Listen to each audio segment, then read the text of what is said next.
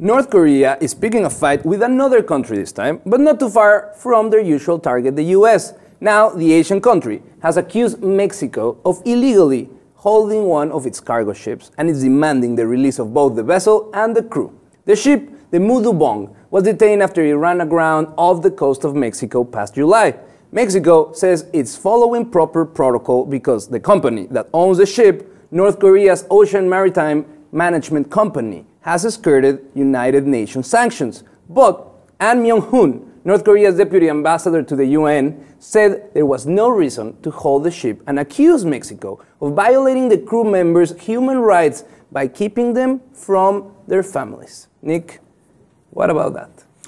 Well, we have to remember that there are 33 North Koreans that are being held from their families. They are. At the end of the day, they're being held there. You know, you might want to ask why, you know, were they detained in the first place? Why was Mexico kind of pissed off? The reason is because they did serious damage, almost $1 million worth to the coral reef right off the coast. Exactly. So Mexico kind of had to act, but they are kind of still, they're holding people who should be going home. Should they be held responsible? I don't know. Here's the background. Let me tell you the background. First, there was this other ship that was detained. Same company runs the ship. It was the Chong gang.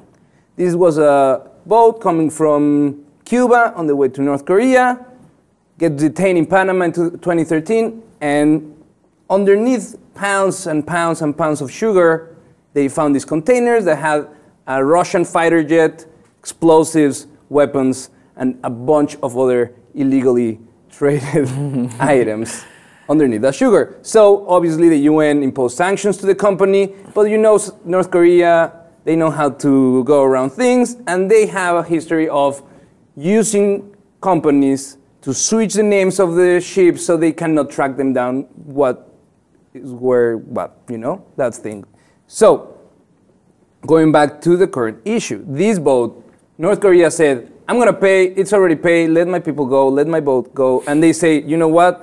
The actual responsible party for the boat not leaving is the US. The US is pressuring Mexico not to release this, but the UN comes in and says, no, wait, they're following protocol.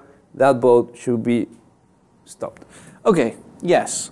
Everyone's following protocol here. Okay, obviously except for the North Koreans. But you know, it's like this. We know North Korea isn't exactly a wealthy country, right? Mm-hmm. They don't have that many resources.